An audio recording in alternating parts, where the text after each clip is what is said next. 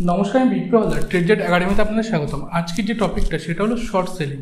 বিভিন্ন সময় আমরা বিভিন্ন প্ল্যাটফর্ম বা বিভিন্ন লোকের মুখে থেকে শুনি যে মার্কেট যখন পড়ে তখন আমরা শর্ট সেল করে আমরা এখান থেকে প্রফিট বুক করতে পারি। সেই টপিকটাই আমরা আজকে ডিসকাস করব।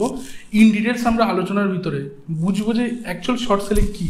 শর্ট সেলিং কী, দেখুন এখানে আমরা দুটো শব্দ পাচ্ছি, প্রথমত শর্ট এবং দ্বিতীয়ত সেলিং। এই দুটো শব্দের ভিতরে শর্ট অর্থাৎ যে কোয়ান্টিটি বা যে পজিশন আপনার কাছে নেই, এবং সেলিং অর্থাৎ বিক্রি করা। এখান থেকে আমরা মোটামুটি একটা আইডিয়া পেলাম যে শর্ট সেলিংয়ের অর্থ হলো যে কোয়ান্টিটি আপনার কাছে নেই সেটা আপনি বিক্রি করতে পারেন, রাইট? ধরা যাক আপনি কোনো একটা কোম্পানি, সেই কোম্পানির শেয়ার আপনি দীর্ঘদিন ধরে দেখছেন, সেই কোম্পানিটা উপরে যাচ্ছে, এক্ষেত্রে কোনো একটা সময় মনে হচ্ছে যে সেই শেয়ারটা আপনার নিচের দিকে আসতে পারে। এক্ষেত্রে আপনি সেই কোম্পানির শেয়ার আপনার কাছে না থাকা সত্ত্বেও আপনি সেল করে সেখান থেকে আপনি প্রফিট বুক করতে পারেন। এক্ষেত্রে কোনো একটা শেয়ার নিন, অর্থাৎ ট্রেডজেট আপনি একটা শেয়ার ধরুন যে ট্রেডজেট কোম্পানি একটা শেয়ার, সেই কোম্পানির শেয়ারের প্রাইস কত আছে 200 টাকা। এই শেয়ারের যে 200 টাকার প্রাইস আছে সেই 200 টাকার প্রাইস থেকে মার্কেট নিচে অর্থাৎ 100 টাকায় আসতে পারে। এক্ষেত্রে আপনি 200 টাকা যদি সেল করেন এবং 100 টাকা এসে যদি সেটা এক্সিট, অর্থাৎ এক্সিটের অর্থ কি, আপনি যদি সেল করে এক্সিট করেন সেক্ষেত্রে কিন্তু আপনার প্রথমে বিক্রি করছেন, নিচে এসে কিনছেন, ক্লিয়ার? এক্সিটের অর্থ হলো বাই। এক্ষেত্রে আপনি 200 টাকায় সেল করছেন এবং 100 টাকায় কিনে দিচ্ছেন, সেক্ষেত্রে কিন্তু আপনার এখানে 100 টাকা প্রফিট। আপনি নর্মালি যে টার্মে কাজ করেন অর্থাৎ বাই করেন 100 টাকায় এবং 200 টাকায় গেলে বিক্রি করেন, তাই তো? যেটা আপনি 100 টাকায় কিনছেন এবং 200 টাকায় বিক্রি করছেন, সেম টার্ম দেখুন এটা একটু উল্টে। এক্ষেত্রে আপনি আগে বিক্রি করছেন 200 টাকায়, নিচে কিনছেন অর্থাৎ 100 টাকায় কিনছেন। আর এর অপোজিট আমরা যদি বাইংয়ে যাই সেক্ষেত্রে কী হচ্ছে, আমরা 100 টাকায় কিনছি এবং 200 টাকা যাওয়ার জন্য ওয়েট করছি, রাইট? এই হলো মার্কেটের শর্ট সেলিং।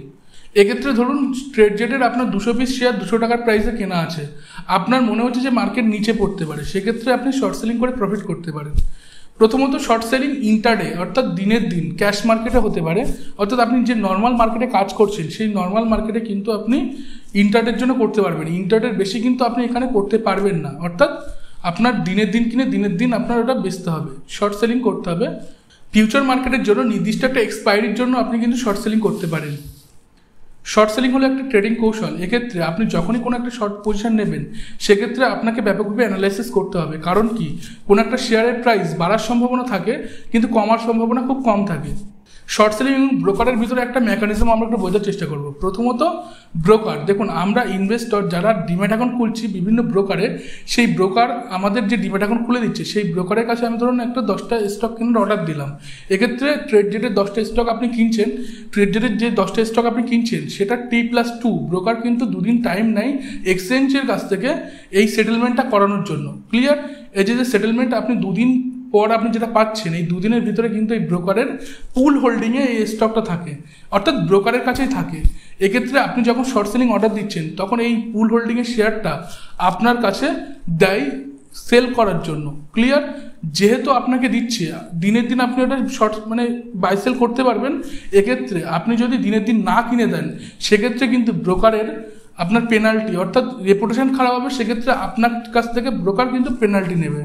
শর্ট সেলিং লাভদায়ক হলেও এটা কিন্তু একটি ঝুঁকিপূর্ণ বিনিয়োগ, সেক্ষেত্রে ভালোভাবে অ্যানালাইসিস করে এবং তথ্য বিশ্লেষণ করে তারপরে ইনভেস্ট করুন। আজকে ভিডিওতে আমরা শর্ট সেলিং নিয়ে আলোচনা করলাম। আশা করি আমাদের ভিডিওটি আপনাদের ভালো লেগেছে। যদি ভালো লেগে থাকে তাহলে অবশ্যই লাইক, কমেন্ট, শেয়ার এবং সাবস্ক্রাইব করুন। ধন্যবাদ।